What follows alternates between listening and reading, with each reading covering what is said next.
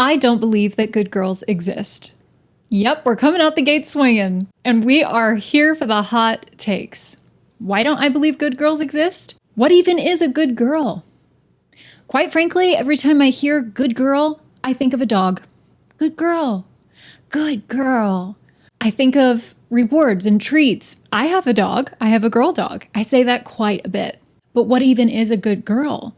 Who gets to hold that definition of what good means for these women? Is it family? Friends? Is it social media? Is it culture? Church? How do you define a good girl for yourself? Every environment is going to have a different definition of what a good girl looks like for said environment. And it is quite frankly impossible to meet all of those standards to be defined as a good girl. And the problem isn't necessarily that we don't know how to define this. The problem is that women are raised up under this label and they don't understand it. They know that there's a standard. They know that there's a box that society has put them in. They don't fully comprehend it. They don't know themselves. And the inevitable thing happens. That good girl ends up in a path where they turn bad. It's not a matter of if, it's a matter of when. Why? Because the box is not just ambiguous and vague. The box is frustrating and it's exhausting. To try and be everybody's good girl when you don't know what that means. And an imperfect person sorting out life is inevitably going to disappoint and fail. And that's not what a good girl does. So let's talk about it. When good girls go bad. Welcome back to the Inheritance Podcast. When I was putting this episode together, I thought of that song, Good Girls Go Bad. Like, it's been stuck in my head perpetually. And so I just feel like for a second, we need to just like bop along to it for the ceremonious commencement of this episode. I make them good girls go bad. I make them good girls go. Good girls go bad. That's not what this podcast episode is about, per se. But it is because, guys, you know I love you. You know that this podcast, it's meant to be entertaining and fun, and it's meant to resonate. I have been thinking a lot as I am getting closer to 30. Trust me, these months leading up to turning the big 3-0 are flying past me. I mean, 30 is like right there, you know? I'm getting ready to take the exit off the highway to 30. And I have just been thinking about like, man, what are the things that I wish somebody would have told me in my 20s that I now know? And in hindsight, there's so much. I mean, I do want to do a podcast episode to kind of like kick off my 30s for that. But there's just so much that, especially in the last year of doing this podcast, that I have learned about myself, and I've had people call me and text me and just having like really good conversations recently about this particular thing. Anyway, I've just been talking with a lot of people about this. Most of them, if not all of them, have been women, and a good majority of them have been eldest daughters. We all just really badly want to be good. Like we want to live a good life, and we want to do the right thing. And it just feels like we wear, you know, the hero cape, but at the same time, it's kind of like a tragic hero because we're the guinea pigs in life. And our parents, you know, there's this joke that I read online about how like the first child is like the first pancake that you make, and it's always a flop. Like it's either burnt to a crisp because you're still trying to figure out like the heat on the pan, or you flipped it too early, and then, you know, it's always a mess. Like the first pancake is always a mess. And so I feel like that is the tragic trope for eldest children, but specifically with eldest daughters, there is this weird thing that we all go through, and it has to do with women. You know, it's just weird. Like we're supposed to be these certain things, and there's expectations on us to be a certain way, to be soft and feminine and not abrasive and not too loud. And, there's a lot that I have kind of like giggled at because it's ironically true that people like Taylor Swift, when they talk about the differences between the standards of men versus women in certain places of power or influence, where it's like, well, men are allowed to react and women can only overreact. And she said that in an interview. And there's a lot of different stuff that she kind of like compares things to. And it's not necessarily untrue. There are some things that women that I know who have held certain jobs that other men have held in the past before, they were treated differently. They had different expectations on them simply because they were a woman. I think that that is interesting when we kind of look at maturing and growing, especially as an adult, because this podcast is for adults, through the lens of that.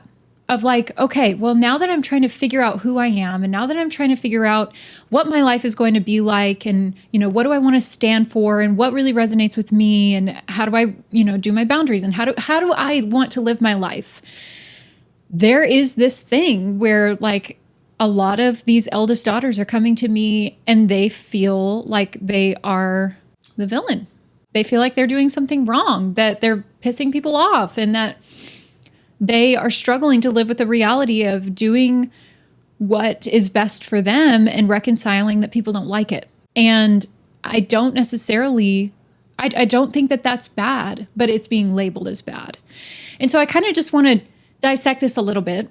And I want to speak directly to the person that's listening that might be experiencing this, whether you're a girl or not. This is not just for the ladies, but, I do think that women have this weird expectation on them to like walk in the middle perfectly and not go outside of the boundary lines of, be confident, but not too confident, be soft, but not too soft, this weird, like this boxing in with like social media and culture and movies and work and family and all this weird stuff where we're not allowed to be too much or too little. And I've even felt this way in different environments in my life. And as I get more vocal about it, thank God, I've been able to kind of address it head on with people.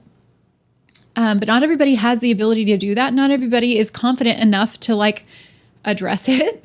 So I want to talk to the women that are listening that might feel like you've been a good girl for a very long time. And it's frustrating, and you don't even know who you are. You don't know what you stand for. You don't feel confident. You feel lost. I want to talk to you. A big thing that I'm seeing in these conversations is that it's very hard to define what a good girl is. We've already said that. And I don't really believe that they exist. So there's that. But there's a difference to me between like good versus whole and healed. And I don't necessarily think that whole and healed would fall into the categories of what society would deem as good because of how those two different versions of you might operate. As you do that, as you venture into these things, and we've talked at length in previous episodes about like what becoming whole is going to look like, depending on your situation, and depending on the relationships that you have, that you are surrounding yourself with. As you're reevaluating these things and you're making changes in your life, you are going to be pursuing being whole, but that's going to upset some people. So those people who might find themselves on the outskirts of your close friends or on the outskirts of your boundaries might be like, what's up? Why don't I have access to you the way that I used to have? But as you're pursuing your healing journey and as you're pursuing becoming whole, in their minds, because of what they're used to, that's not a good thing. Because the good thing was when you were manageable and they could do what they've been used to. They could treat you the way that they always have. They could say the things that they used to always be able to say. And so I'm not saying that becoming whole is bad, but this is the difference between like the very vague definitions of good that, quite frankly, might be harming you versus the very clear and defined parameters of what healing looks like for you that people outside of you don't understand. They're not on your healing journey. But this is the horrible thing that just really irks me about like living your life based off of definitions of other people. So we're going to say bad and whole and good loosely because it's like, if somebody outside of you is defining you, you shouldn't be living that way anyway. This is about you. So we're going to kind of just look at this because I'm sure that people who are on a healing journey are feeling guilty for pursuing wholeness and healing because it's coming at a cost of something external that we are unfollowing people. We are blocking numbers. We are walking away from things. We're saying no, that's not something that they probably like. What I perceive as I talk with people, as I've walked through this journey, and as I've kind of just seen stuff in Hollywood, in social media, and culture, my perception of good is that it has to do with performance. There's a lot of people pleasing. I think a lot of definitions about what makes a good girl good is that people are happy with her. External people are happy with her. I was a good girl for a very long time. Like I said, I'm an eldest daughter. I was the first pancake of my parents and the guinea pig in a lot of things in life. And I really did, for a long time, love to know that I made them happy. And I still do. I love to know that I make people happy. I don't enjoy conflict. I know sometimes it comes off that I do, but I don't, guys. Okay, chill out. Good girls are also going to be those that don't disappoint ever. They're going to bend over backwards. They are going to forgive quickly and stay loyal. And they're also going to stay small. They're not going to overtake. They're not going to be too loud. They're not going to be too disagreeable. They'll be useful and they will be needed as they are needed in the methods that they need to be useful. They're malleable.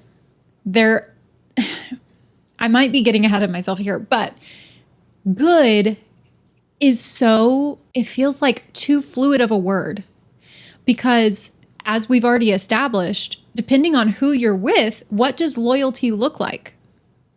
Depending on who you are working for, what does usefulness look like? What does small look like?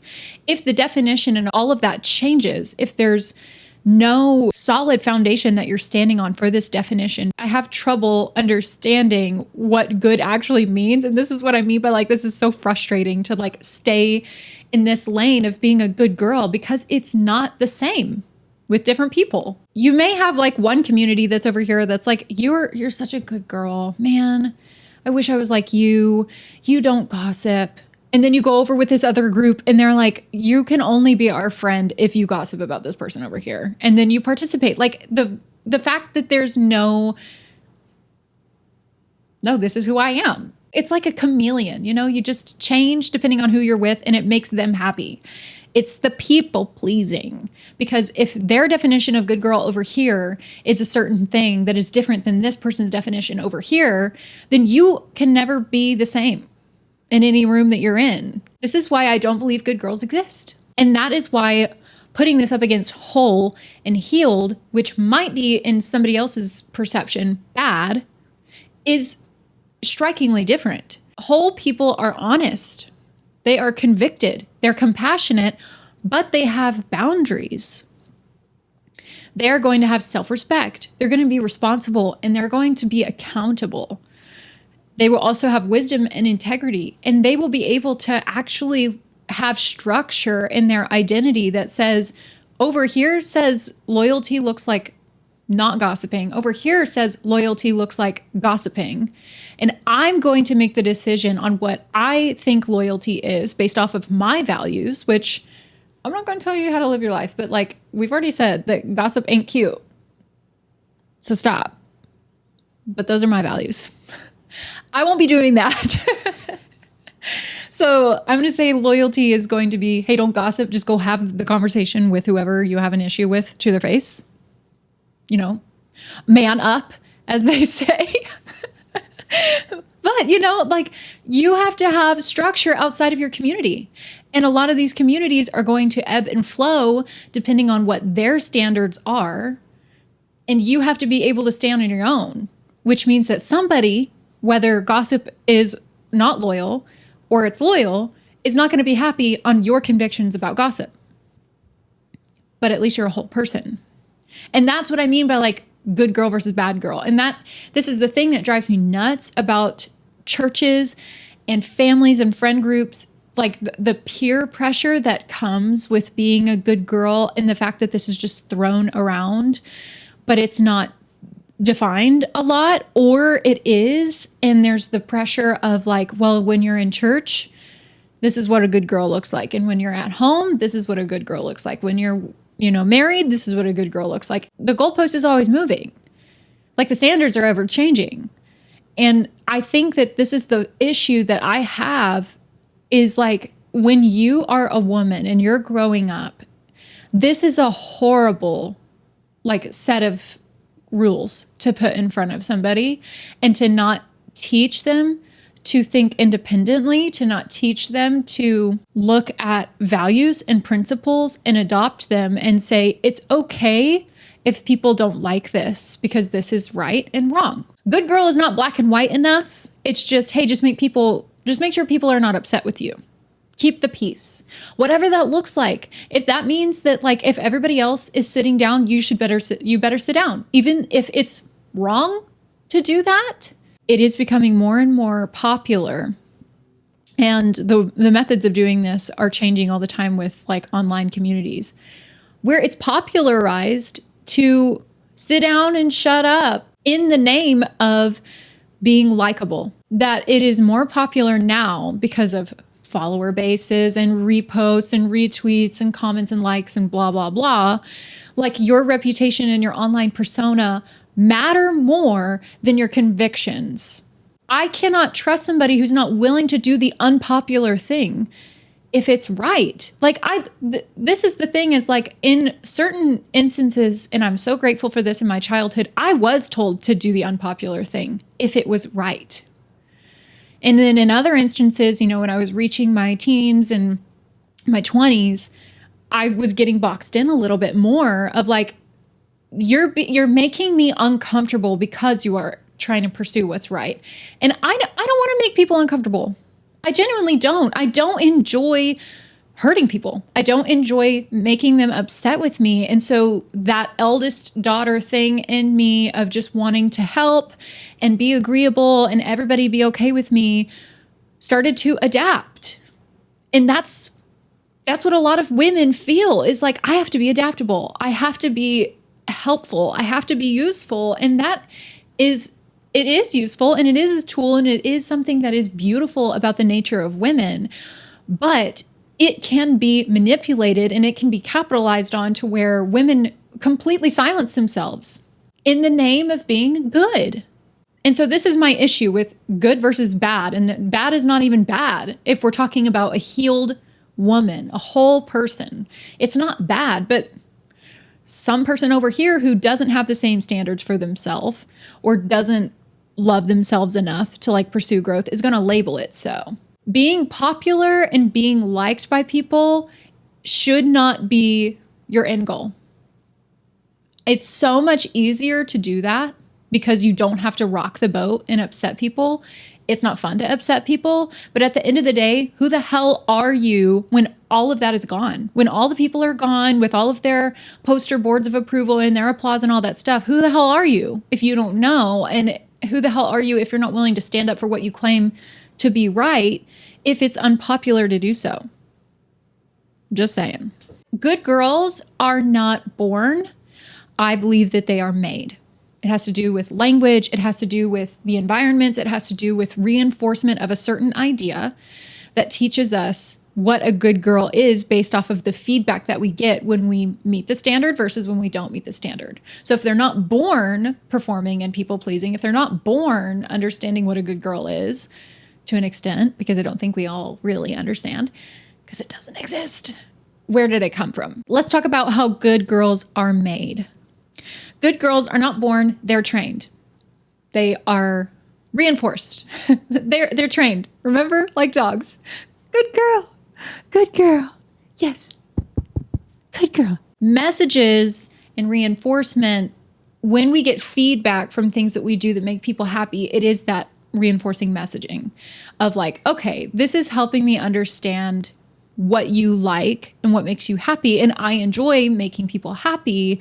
So I'm going to continue to lean into this particular thing. Be easy. And that can mean a multitude of things. That makes men very happy with you when you're easy. Did that make me happy with myself? Absolutely not. But they were happy, so whatever. Don't embarrass us. Think about everyone else. Be mature. Don't rock the boat. Keep the family together. You're the responsible one. Just listening to myself like say these words.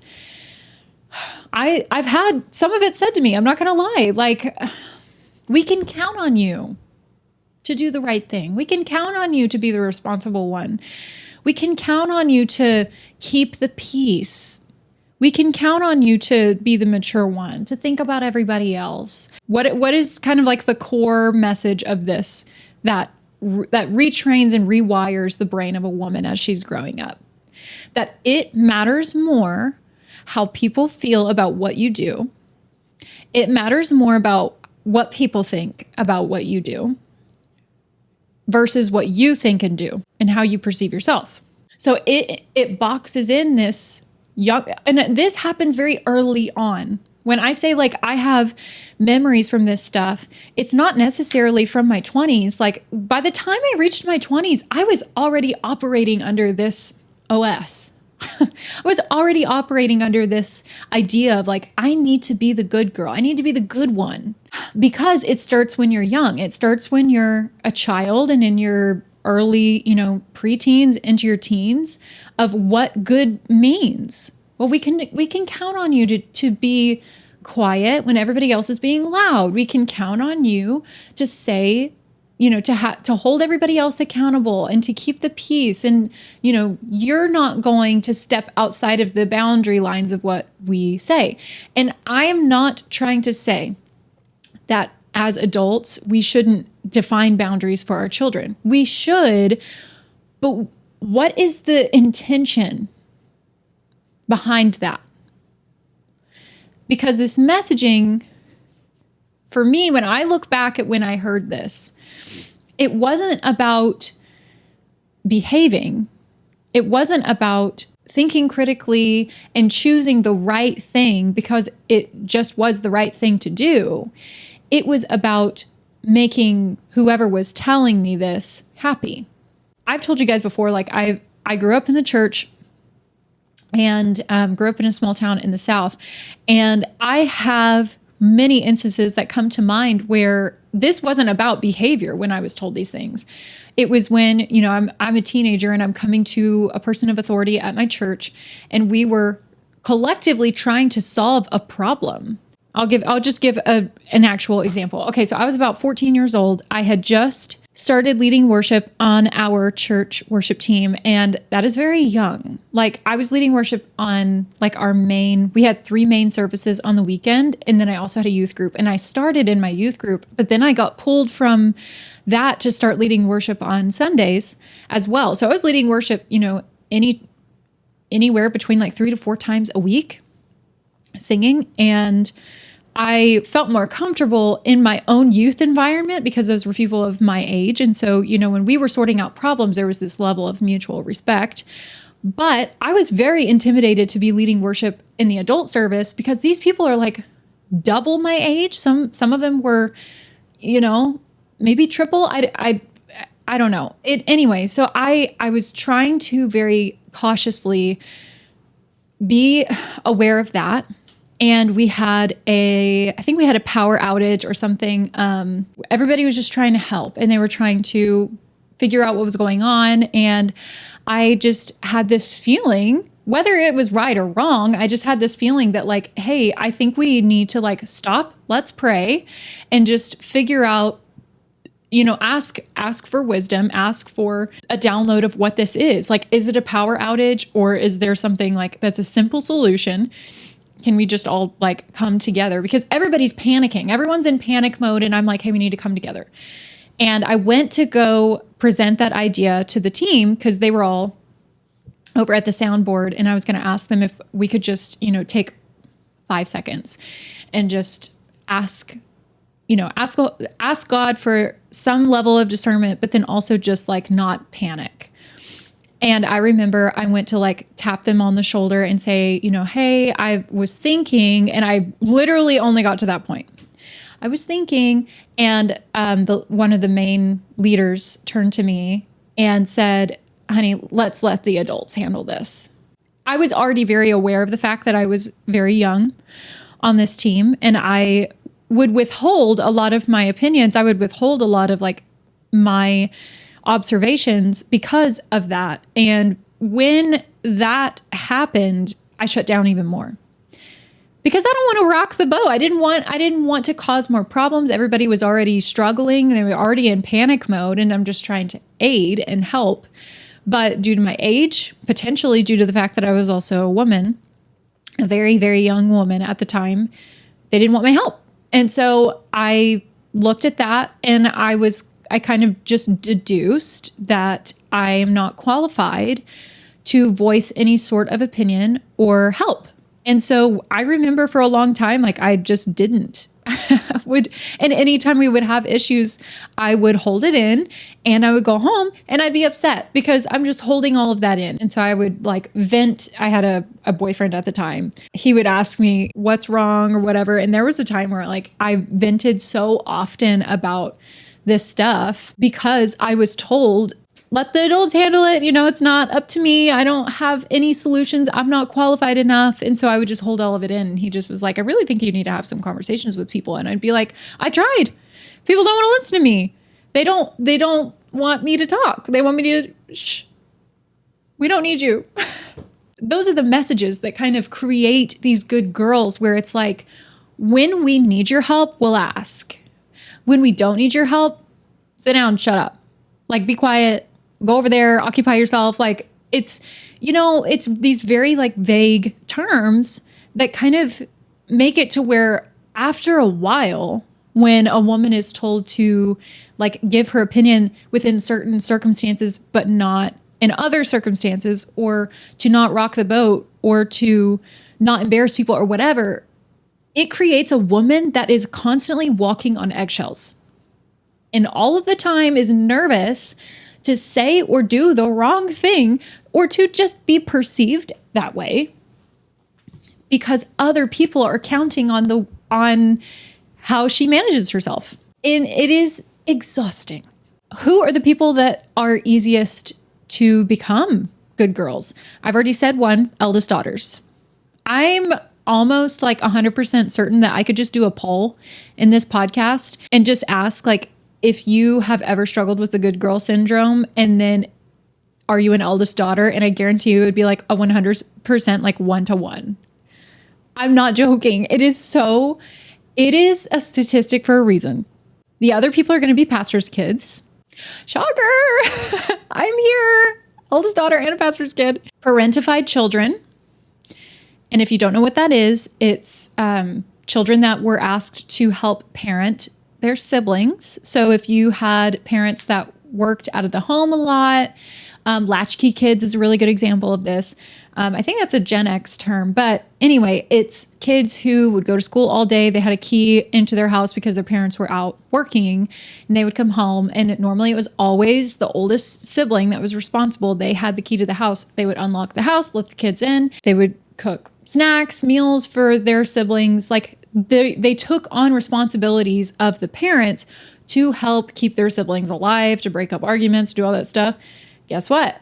Me, parentified children. They sacrificed an element of their childhood in order to help take care of their siblings. The last person is going to be high achievers. So if you're not any of those things, but you tend to be somebody who's very goal oriented, making people happy, especially people who are in the places that you want to be, whether that's a status of wealth, a position of power, whatever it is that you're looking for, if you can make those people who have the connections to get you what you want happy, and you're driven by that, you are likely to fall into this place where you will become a good girl, where you can be manipulated into being a good girl. Research on parentification has found that children who take on adult, emotional, or caregiving roles are more likely to struggle with boundaries, over responsibility, and self-worth in adulthood.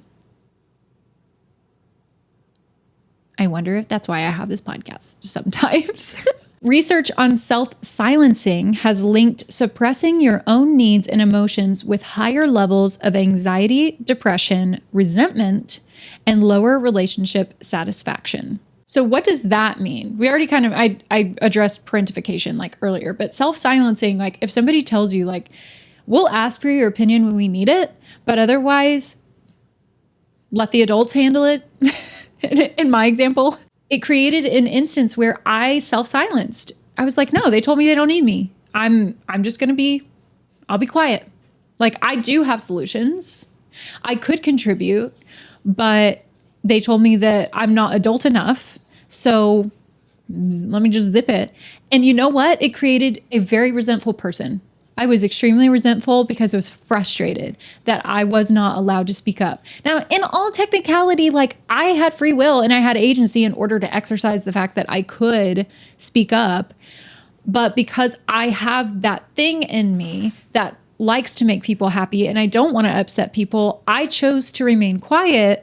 And when I would see problems that I had solutions for, but then I felt like people would just ignore me or tell me to be quiet, I got angry because I felt like I had to be silenced. And that's what self-silencing is. So I became very resentful. And this is something that like plagued my life. And not just in this one particular instance of like, whatever. But when you learn how to make people happy, or when you are malleable in that way of just making sure that you don't rock the boat, the only person that you end up hurting really is yourself. Because if all I'm trying to do is make other people happy with me, but there are needs that I have, emotional needs, relational needs, if I have just things that I need from my connections with people, but I've learned to just make sure they're happy and I don't get my needs met, that's not going to make a very happy person. And so I would also venture to guess that eldest daughters and parentified children and high achievers and ex-pastors' kids or pastors' kids end up being very upset and miserable people at some point in their life because good girls don't exist. I mean, I guess we could say that good girls exist for everybody else, but the good girl on the inside is not good. She's not good. She's doing really bad. She's mad. She's silenced. She has unmet needs that she doesn't know how to ask for because she was told like when they need her, they'll let her know. And she's supposed to anticipate everybody else's needs, but she's also supposed to like be out of the way because she's not supposed to be too much of a nuisance or be too big. She needs to remain small enough that she's not an inconvenience. You get where I'm going. If you fall into this trap, it is not a matter of if good girls go bad. It is a matter of when. Because a good girl who does all of this for everybody else on the inside is not good. And there comes a time where this is not manageable anymore. Because that person that has unmet needs is really struggling. But she was told to operate in a certain way where at some point, those needs are going to have to be met, but she doesn't know how to ask for them. And so there's going to be a breaking point. Let me not get ahead of myself. We're going to get there. Naturally, eldest children are like this. It's just in our nature. I've seen it in oldest sons and oldest daughters where they're very nurturing to their siblings. And so I think it's very good for us to be aware of this stuff as we're raising kids, as we are raising the next generation to try and do better. There's nothing that we can do to change the past. And so I don't want to ever make it sound like I'm laying blame at people because I'm not. And there's no way to raise perfect children. There's no way to be a perfect parent. And so have grace for yourself. And if you are somebody who's struggling with this and you're reaching, you're in your 20s or you're in your 30s or whatever stage of life that you're in, and you're recognizing these patterns in yourself, give yourself grace. Understand that there's no way for us to live perfectly, and that's okay. So let's all actually, like right now, let's just take a deep breath in and out. It's okay. Sometimes what looked like maturity was actually survival.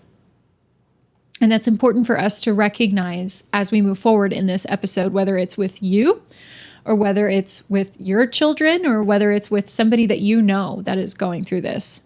You need to know that. Maturity is not always like when you say like, wow, that person is just so mature. Are they? Who are they doing that for? Who are they aiming to please with their actions? And if you can't define that, if they are not explicit on that it's not, especially if they are adults. Children, this is a little bit more dicey. I am not a parent, so I'm not going to give you parent advice. But I'm talking to adults. If you have somebody who you perceive as being very mature, but they cannot tell you why they do what they do, then there might be an instance. It might be that they are doing this because it's what makes people happy with them. So it could be survival, because they just want to make sure that nobody's upset. The uncomfortable truth is that sometimes we've become addicted to being the good girl. I just watched recently both parts of Wicked, the musical. Now, I had seen multiple times the Broadway version of Wicked, but I wanted to watch the movies. My mom is a big Wicked fan, and I was like uncertain because I was like watching Ariana Grande as Glinda, and I'm like, I can't unsee the fact that that's Ariana Grande. And I'm like, is that going to ruin the immersion? And my mom was like, no, you need to watch it. Like, she nails Glinda and it's so good. So anyway, I start watching it and loved the first part. I actually talked about the first part in one of my other podcast episodes about relationships, and it was so good. I wept. It was great. And then the second part, I watched that as well. And man, the juxtaposition that they created with that, of the good of Glinda and the good of Elphaba being completely different.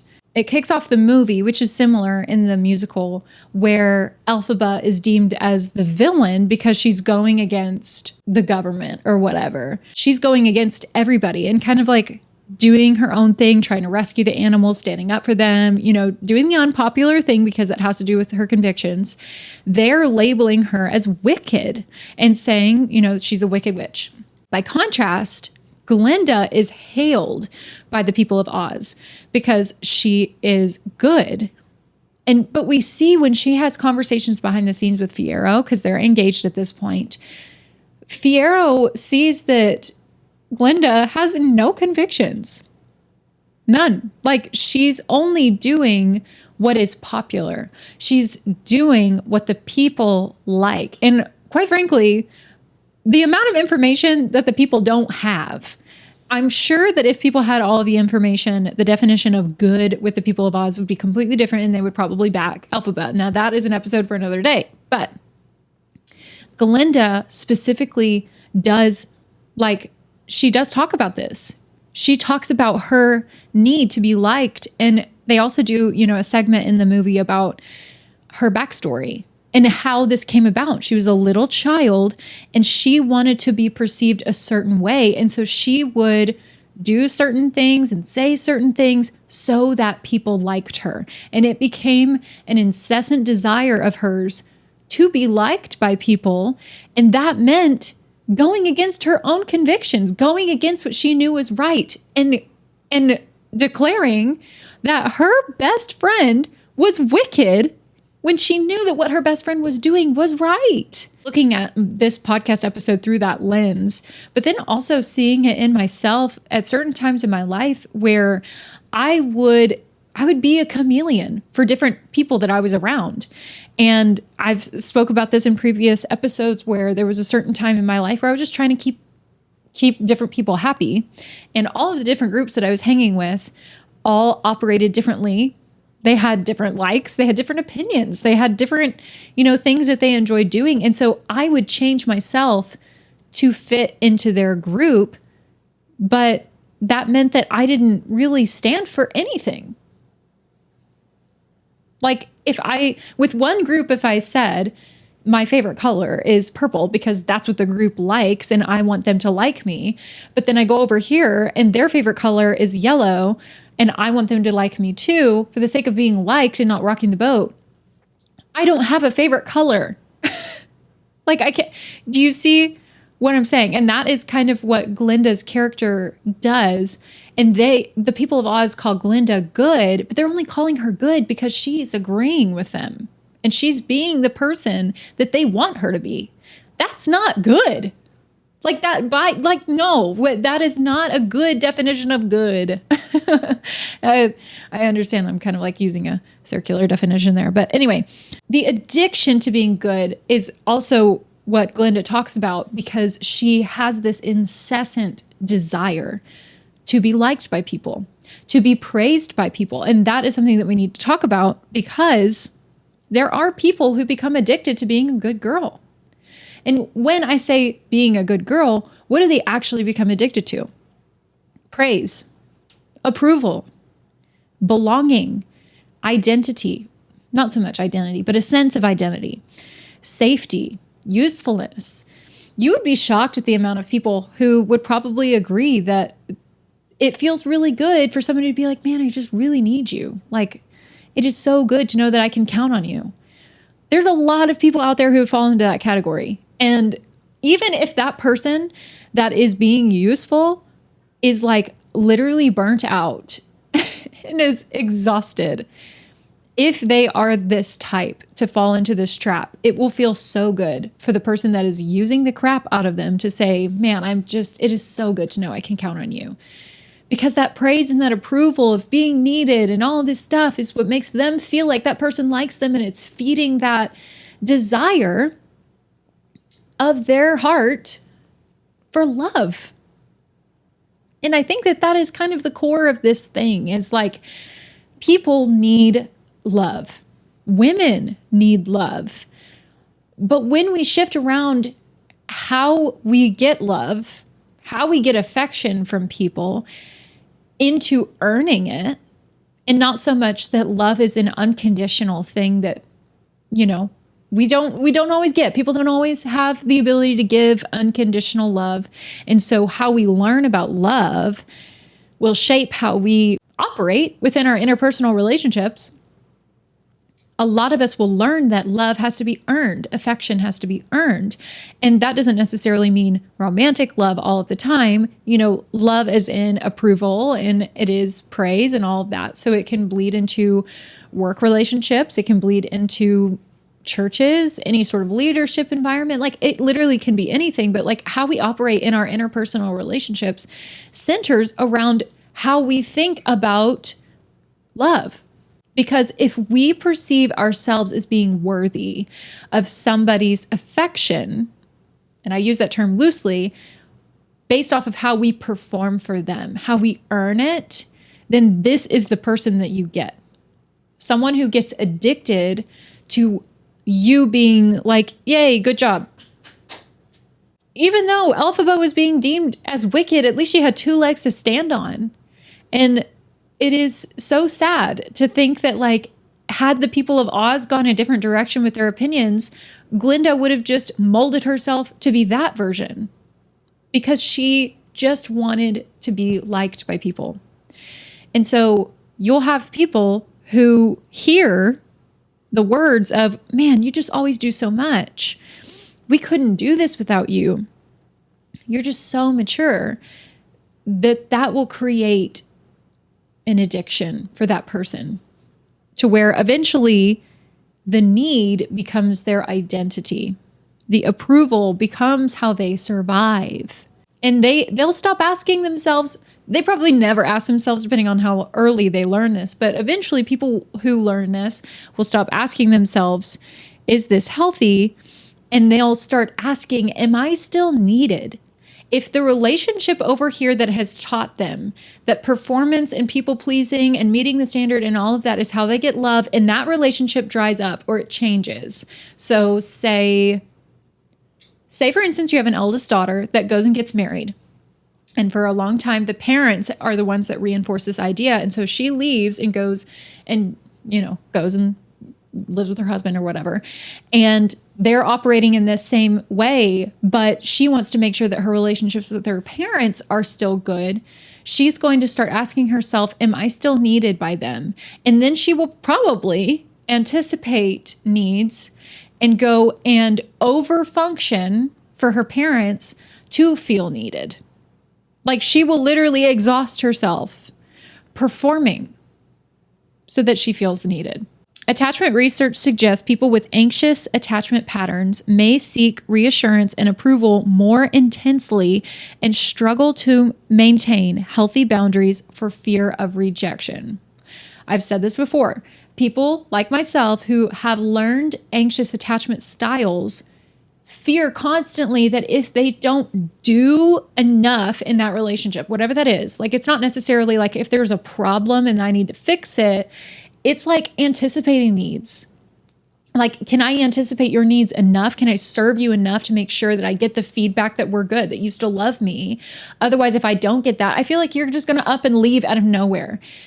And not every person who has an anxious attachment style is this bad. I have said, I think that no matter what attachment style you have, whether it's avoidant or anxious, we all should strive towards healing to being in a secure attachment style. But not everybody who has it is going to operate at that level. But that is the fear of people who have learned to operate in anxious attachment styles, is that if I don't do enough, or if I don't fit in the correct mold. So whether it's if I don't do enough or whether I don't back down enough, like whatever the standard is, if I'm not big enough or if I'm not small enough, or, it depends on who you talk to, then that person's going to leave me. And it's that abandonment and that rejection fear in that person. And so, like I said, good girl can be a very, very ambiguous term that somebody is constantly chasing because it has to do with the maintenance of that relationship and maintaining that person in their life because they don't want to be left. And it's exhausting.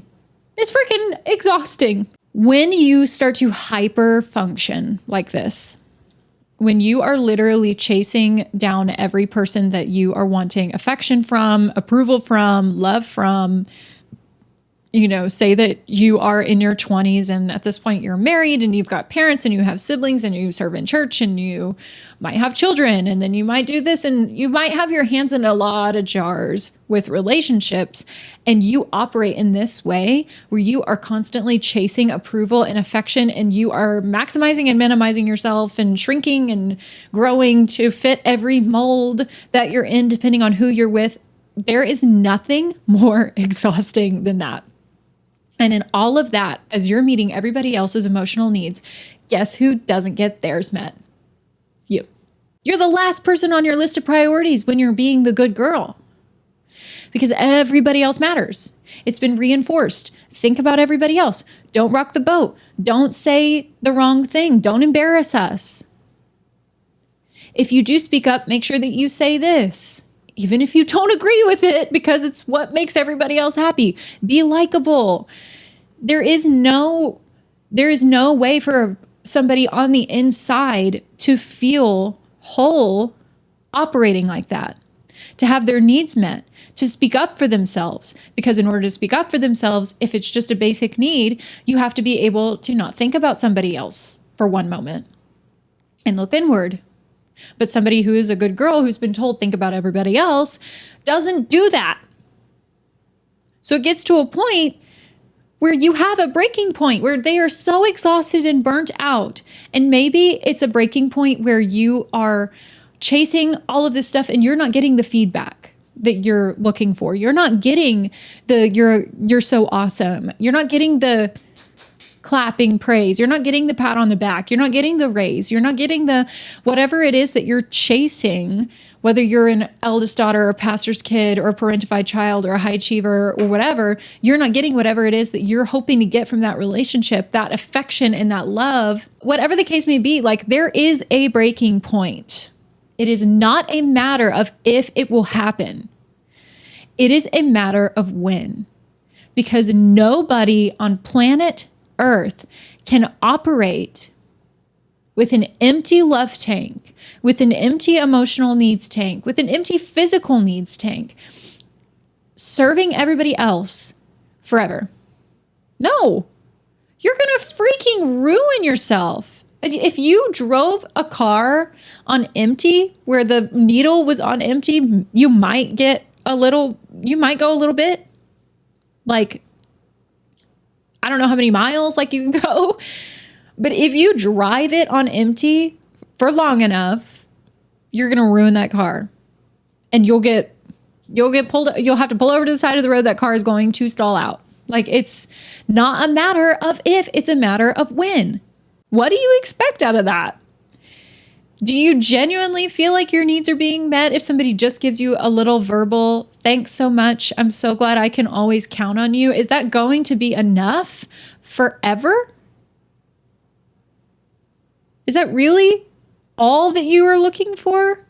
Because I know that love is deeper than just some verbal affirmation. I know that every human heart really desires to be understood. I know that we desire to feel like when we put in effort, there is some sort of reciprocation. It's just not enough to get a little good girl. So there is going to be a breaking point. If you have not reached it yet, if you've been operating under a good girl, let this be your warning. If you're raising children, let this be a warning. If you're watching a friend that is struggling, this is why. Because eventually, after a while, when those needs don't get met, something will happen that's going to crack the entire identity. Those good girls get very angry because you can't live like this. And it is the breaking point. It is the breaking point of this identity where all of it shatters on the floor, where she finally stops cradling this falsehood of, I will be okay if everybody just tells me I'm good enough. I will be okay if I can just get a little bit of what I give back. I will be okay if I'm told that I'm a good girl. She finally stops holding it because she gets to a point where she either physically cannot because her needs have gone neglected for so long, or something else. Somebody takes advantage of that. But good girls are the exact types of people who end up getting hurt in interpersonal relationships. You have things like rape and molestation. You have assault happen because it's these types of personalities that crave love so badly. And they've been taught that. They've been taught to keep people happy. That if you keep people happy, then you're going to get that affection that you crave. That's how you get it. You earn it. That is how these toxic relationships end up happening. That's where abuse comes from. I hate to break it to you. I hate to be so ugly about it. I hate to mention the ugly stuff, but that is what happens is when there is a breaking point, it often is one of two things. There is just brutal exhaustion and unmet needs. And she finally just, I guess, wakes up and sees that nothing is ever going to change, or somebody took advantage of her. And now she's angry because she was told if she just does the thing that makes them happy, then she'll be fine. She's a good girl. The love that she wants will come to her. And then she ends up getting whatever happened to her. And then she's blamed for it. I've been there. I've been in both situations. Now, I'm not knocking having children behave simply for the sake of behavior and doing the right thing. I've already said that. However, when it came to my situation, I was an adult and I had a very bad understanding of relationships. And I did not know who I was. As I said, I was a chameleon for different groups. And I had just learned that approval of man was important. And that bled into dating relationships to where I got hurt. But I was doing it because it made them happy. And I just wanted them to be happy with me. I wanted to be loved. And in that pursuit of affection, I compromised myself. I put myself in situations I should not have been. When we end up like really being judgmental about these breaking points with good girls, and we have zero context as to why these good girls all of a sudden just throw caution to the wind and they get very angry, I would caution you. If you don't have full context, hold your judgment. That doesn't mean that I condone what I'm about to talk about with the breaking point. What it does mean, though, is that maybe if you know all of the pressures and the exhaustion and the burnout and maybe the thankless nights, the thankless sleepless nights, and the times that she neglected herself, the years that she neglected herself because that's what she was taught to do. Maybe if you had context of all of that, you wouldn't be so judgmental. And maybe if you are the person that is reaching your breaking point, maybe having this context would give you the ability to not run your life right off the cliff, because that happens. So anyway, they become angry. Good girls become angry. It doesn't happen overnight, but it does feel like a very violent awakening depending on what happens. And so the pattern is that, like I said, depending on how this operates, the pattern typically is that there's a notice. There's a notice of maybe a double standard. There's a notice of, I was told that I need to do this and then good things will happen and then it didn't. And then it's like, wait, what's going on? There's the confusion there and trying to process and reconcile all of that. There's the keep it to myself. So I'm just going to forgive and I'm going to move on and it'll be fine. And so she stuffs it back down and we stay quiet. I'm not going to tell anybody. It's really not that big of a deal. And then there is a try harder where we reapply. We reapply what we know and we hope that things will change, but then nothing changes. This can happen in something as simple as friend groups where there is, people who are making fun of her. And these are people that she's served and she's loved. And she's like, okay, wait, what's going on? What did I do to deserve this? And so she just tries to use what she knows. And it's okay, well, let me meet your needs. Obviously, I don't know what that was about, but it's no big deal. I'll just forgive it. I won't make a big fuss out of it. Let me see what I can do to just make you guys happy with me again. So we reapply what we already know, which is worry about other people. Don't rock the boat. Don't be too big. Don't be too disagreeable, whatever. And we try harder and hope that things change and nothing changes. This can happen in that. It can be in churches, it can be in families. But if you just always apply this, well, let me just figure out ways to make them happy and hope that they treat me better, that's not guaranteed.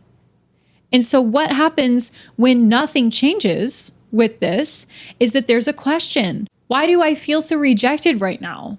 This really sucks. And then maybe we speak up. I didn't like that. What's going on with you? Or try to have a conversation about it. And then there's pushback.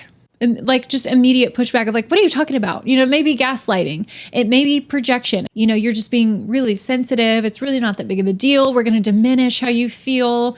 Your feelings don't matter. Just get out of your head about it. From the pushback, there's going to become a set of circumstances where the person who's been operating in this way is going to start reevaluating some things. And a lot of that reevaluation is likely going to come in the form of very rash decisions because they are starting to understand and recognize that this isn't working anymore. And it's almost like a domino effect of, well, if this particular person that I have loved in this way, I've sought their approval for this long in this way isn't working, then none of it's been working. Because this must just not be real. You start to question a lot of stuff. And it gets you angry because you start to see that if these people can take advantage of me and how I've been serving them, and I don't really know, I haven't really been standing up for anything consistent in my life. I've just been living how people tell me to. I don't really know anything about me. That can become very explosive. What that creates is the pendulum swings dramatically to the opposite side where people are like, over here was exhaustion and burnout and neglect. So to hell with all of that if that's not how this is going to work. Depending on how this broke, if it was just, this isn't working anymore, I've been neglected for years, whatever, or if it was dramatic, like somebody took advantage of me and this is wrong and not okay, when the pendulum swings out of anger in the opposite direction, it's very shocking for everybody who's watching that, who is a third party to this. And it's very easy to judge from an outsider's perspective, to judge this explosion, to judge the selfishness, the rebellion, the bitterness, the difficulty, the deception. That doesn't make it right, though. Please hear me. Without the context, it's very easy to judge and ignore the years of this, the years of torment and pressure and don't do this, don't say this, don't embarrass us, keep the peace, and all of the weight that comes with that until it's just too much to carry. Because for years, I thought that this would give me all of the love that I craved, and it hasn't. It's given me emptiness, neglect, rejection, abandonment, or turmoil and pain. And so to hell with that. I'm not doing that anymore. I'm going to try this other thing. And it's called selfishness. And it happens. But it comes from a place of anger because you feel duped. You feel like somebody told you that if you were just a good girl, everything would be fine and all your dreams would come true. And it's a load of bullshit. It really is.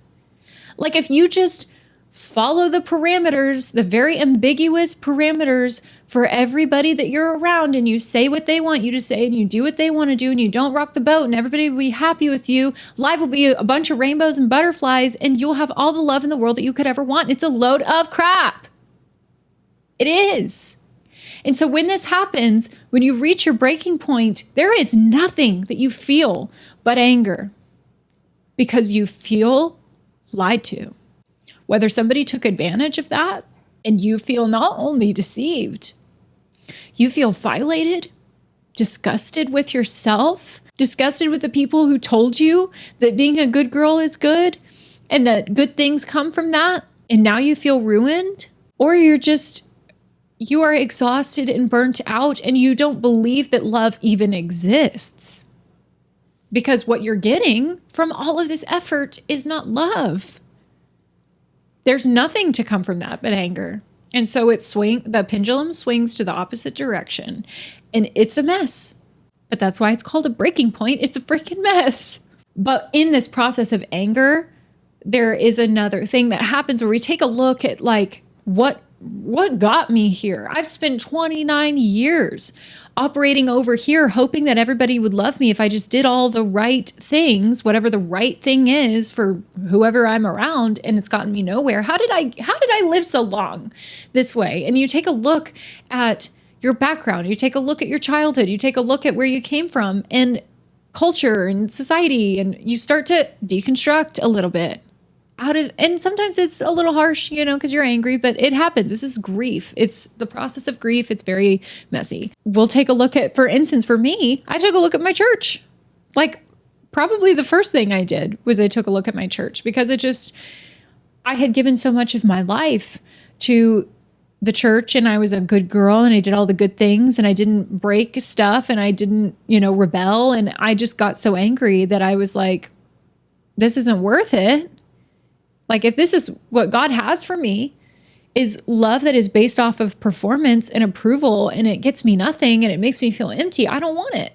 I remember looking at my family background and my friends and culture, and I just would see double standards.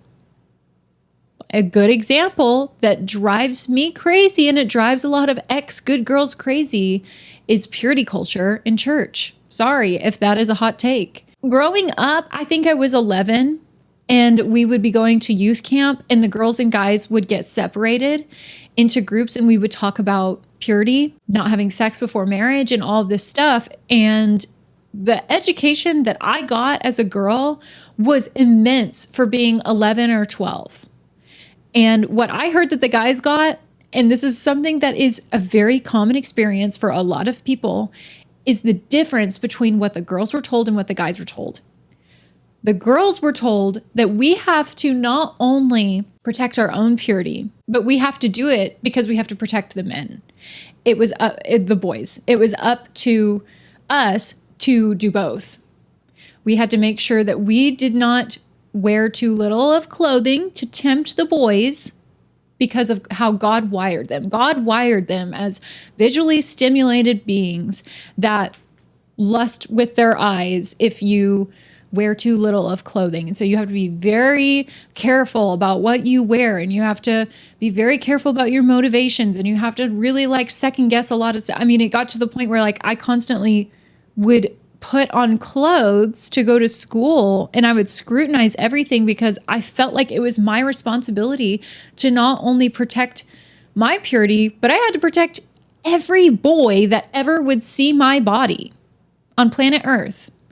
And I could not tempt them because God made them this way. God didn't make me that way. God didn't make women that way. Nope. We are not visually stimulated.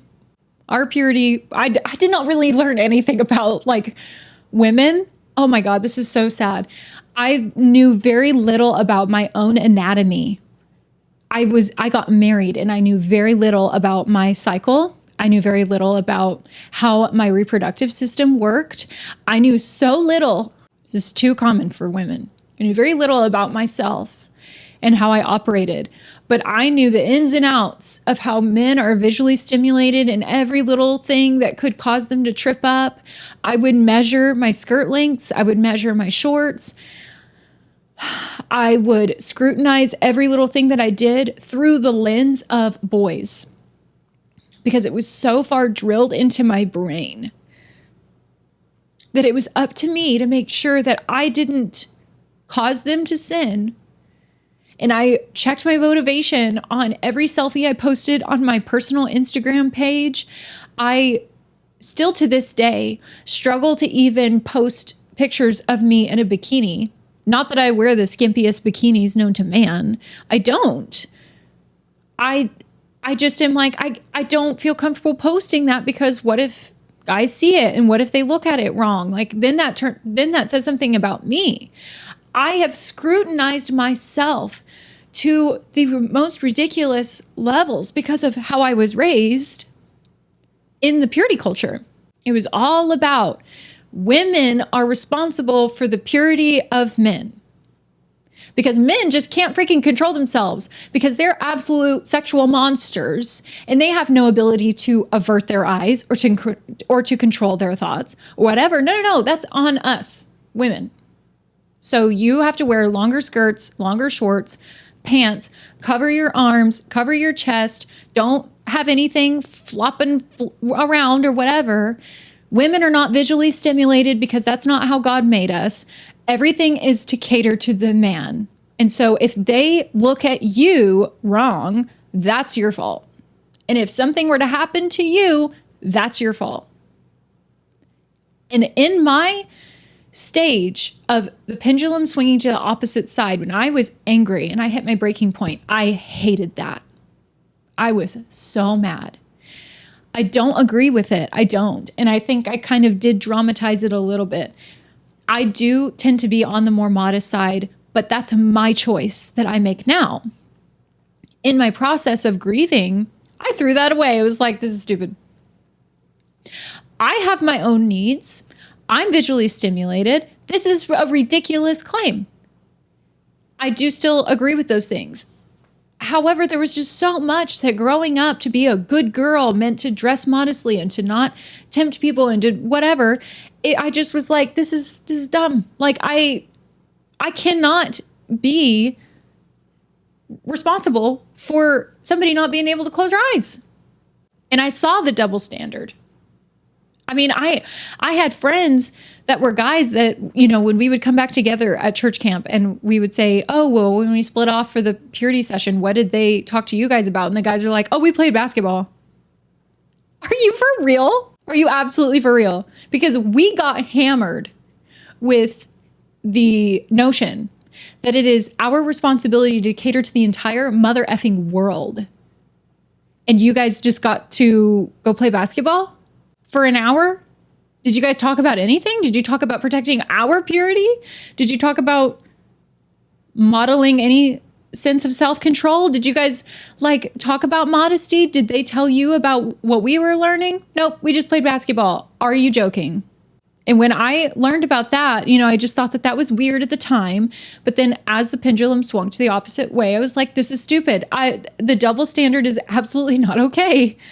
And I've been operating over here, pleasing everybody, and I got nothing but rejection, abandonment, neglect, and blame. If that's what being a good girl is, I'm going to go be bad. Thank you.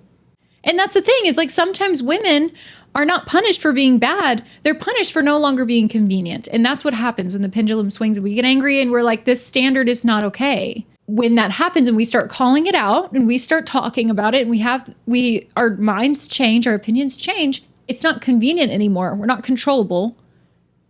And we're not going to be quiet. We're not going to be silenced just because you don't like it.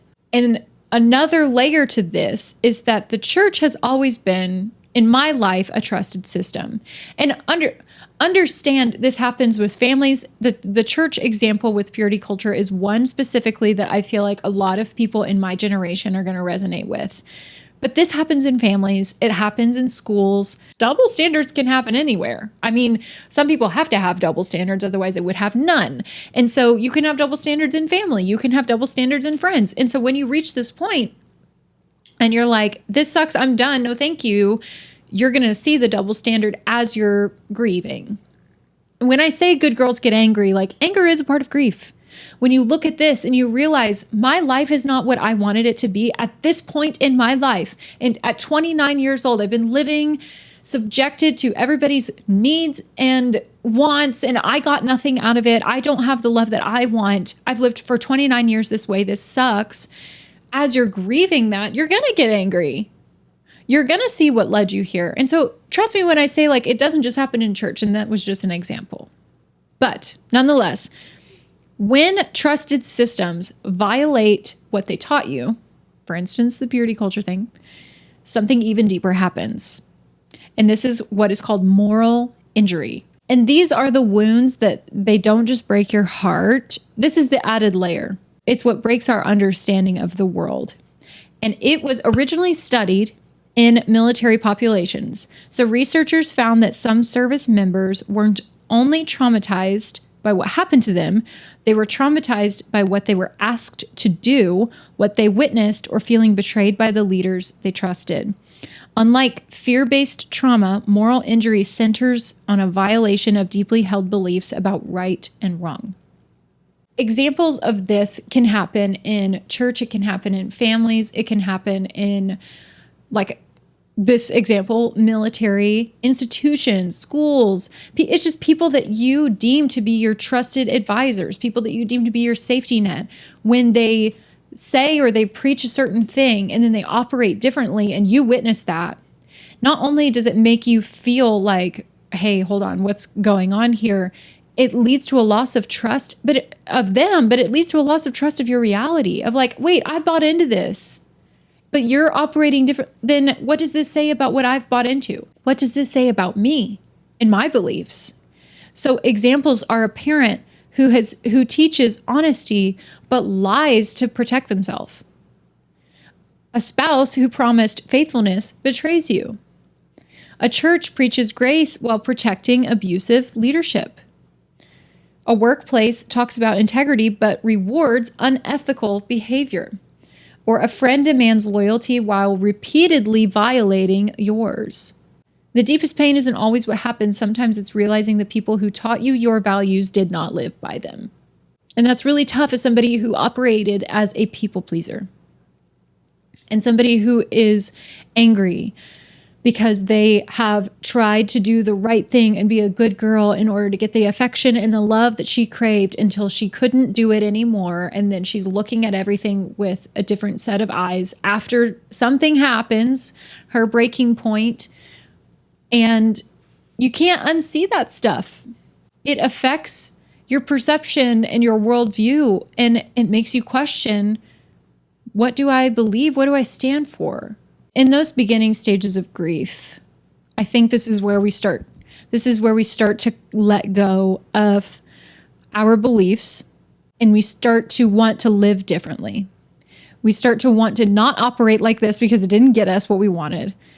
And like I said, the pendulum will dramatically swing to the opposite side and we will take the reins of life and yank them in the opposite direction.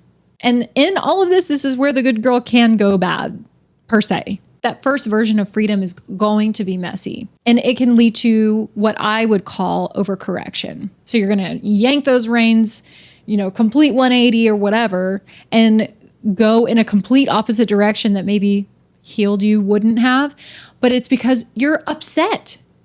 You're angry and you're like, this sucks. I'm going to do the complete opposite. And you're going to react. You're going to do everything out of anger. You're going to be like, I'm taking my independence. Like I'm not letting anybody drive this car except for me. You will isolate yourself. You'll become reckless. You will be set on proving people wrong. When I say all of this, especially for the people-pleasing types, they will literally be like, yeah, I don't care what you think anymore. Pain can dress itself up as freedom because you are still in pain when you take the reins. I know this because it's exactly what I did. When I reached my breaking point of being a good girl in the hopes that it would lead me to all of my rainbows and butterflies dreams, and it didn't, and I just saw my life passing me by, I legitimately said to myself, I'm going to drive this. I'm taking the steering wheel over. I don't trust anybody with my life. And I took the reins. I started living my life in the moment and how I felt in that moment. And it was completely reckless and it was very dangerous. I put myself in harm's way. I got with people who did not care about me. And I stopped really and truly caring what other people thought because I just was tired of waiting around for good things to happen to me because I was doing everything by the book. And it led to a life of rebellion. It led to a life of deception. And I've kind of already talked about that at length in other episodes. But that's what I perceived in the moment as freedom, because for so long I did everything where I was like double checking with everybody, you know, am I wearing the right thing? Am I saying the right thing? Am I doing the right thing? And when it just led to neglect and rejection and abandonment and pain, after a while I was like, I can't take this anymore. I'm going to go live the way that I want to live, and to hell with all of y'all. And that was definitely an overcorrection. That was definitely very dramatic of me. And I hurt a lot of people in the process. And we've talked about that already. And that was just me trying to process the fact that a good girl doesn't exist. And I'm not one of them. Life wasn't what I thought that it would be because I was doing the good girl thing. And so eventually I got to a place where, as I was seeing that yanking the reins over in this direction and essentially just like flipping everybody off that I loved wasn't going to get that for me either, I started to see that there was a way out of this. That wasn't just living a life of anger. It led me into a healing journey, but there was a time where I was just angry. I had reached a point in my life where I was really desperate to be married. I was really, hoping that my life would turn out differently than it did. And I think I reached some deadlines in my life and I didn't meet them. And I was disappointed because I was told that if you go to church and you serve and you do everything by the book, then all your dreams will come true. And they didn't.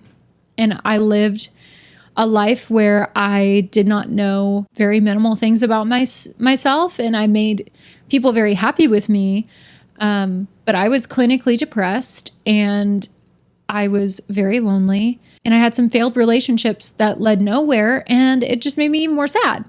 And so that's what led to that overcorrection. But here's the thing, like when I was so angry and all of that, that was just one part of my healing process. And I was not supposed to just live in the overcorrection. I do think that I needed to come out of this place where I did not know anything about myself and I lived to just please other people and I wasn't true to one single thing. I did need to come out of that, but I didn't need to go way over here and live just in full rebellion and lies and deception. And so that's what I want to reiterate, is that healing is not becoming the opposite version of yourself. But a lot of people do get stuck there. Anger is supposed to wake you up. It is a tool. I think it's very useful. I think righteous anger can be great, but it's supposed to be something that gives you clarity in that moment. And it can be fuel for a fire for change, for good. Using that loosely here. It will expose injustice. Anger will reveal broken boundaries. Anger will give you courage. But your anger may be justified, but it cannot become your identity.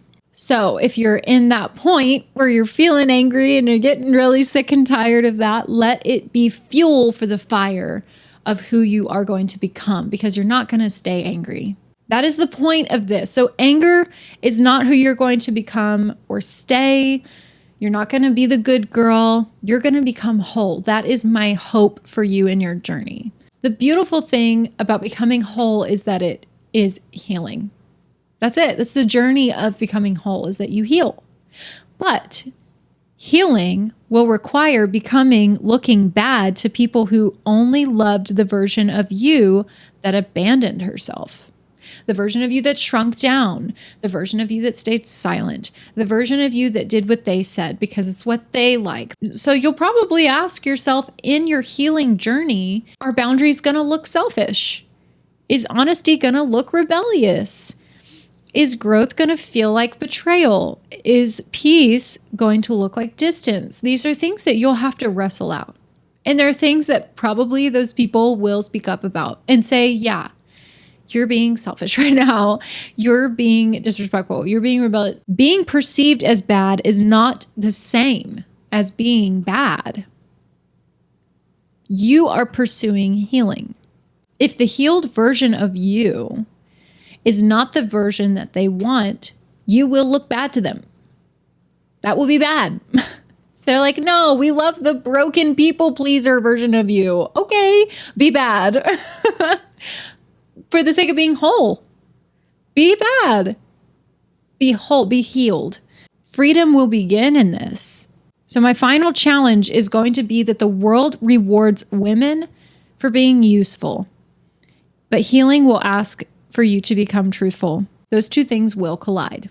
Ask yourself, am I chasing approval or am I chasing integrity? Am I keeping peace or am I abandoning myself? Am I actually kind or am I just afraid? Maybe they will call you selfish. Maybe they'll say that you've changed. And for your sake, I hope they're right. Because the version of you that they're talking about survived. Only. And this version of you lives. Again, I don't believe good girls exist. And maybe that's the best news I could possibly give you. Because if there's no such thing as a perfectly good girl, you're finally free to become a whole woman. And that's what I want to leave you with. It's not about being perceived as a good girl. It's not about being perceived a certain way by others. Honestly, the perception of others be damned. How do you perceive yourself? Who are you trying to become? Who do you want to be? What does integrity look like to you? You have to wrestle that out. This is your life. You're living these days. Nobody gets to count the cost for your life. You do. Nobody gets to determine what tomorrow looks like for you. You do. Nobody will answer for your actions or your inaction, but you will. And that is what matters. What does this look like for you? What does it get to look like for you? If being a good girl and perceived as a good girl in others' eyes matters to you that much, you will burn yourself out and you will be miserable and resentful to the people that you want love from. But if you allow people to think what they're going to think, make you the villain, call you bad, oh well, at least you're being true to yourself. At least you're figuring out who you are, and you can stand on that. Because the journey to healing and wholeness, the journey only begins when we embrace who we are, as we are. If there's something about us we don't like, we can change it. If there's something about us that we don't agree with after a while, we can change that. But we can only change that when we allow ourselves to be fully ourselves, not the version that everybody else gets to determine. You can't change what other people think. You can't change what other people perceive. So if you live your life in an effort to become something while trying to make everyone happy, you'll become nothing. You'll stay exactly how they want you to stay. And I don't think that's fair to you. So Love who you are, embrace that person, and change yourself. Change your opinions if you want to. Change what you want. Grow or not. But you are living this life. You are accountable for your actions or your inaction. Your values need to be yours, and you need to be able to define them. And you only can when you fully embrace who you are and you stop trying to just be a good girl, because they're not real. And I want you to be whole and healed on the inside and fully who you are, because that really is what makes life worth living, is the fruit of that satisfaction of being okay with you and loving that person. And I want that for you. If you liked this episode, if it meant anything to you, would you please like this video and leave a comment down below. Let me know if it meant anything. Give me some feedback. I'd love to know anything that is on your mind, things that you'd want me to talk about in future episodes. I'm so excited to keep making these. Feel free to share it with somebody if you know that somebody is becoming an ex-good girl, or they're kind of wrestling out if they want to be a good girl or not. Send it to them. I love to build our community of ex-good girls. It's so great. And I'm so excited to hear from all of you. If you're not already subscribed, make sure to subscribe, because I am going to be doing future episodes. So I don't want you guys to miss those. So make sure that you are following along, and I will see you in the next one.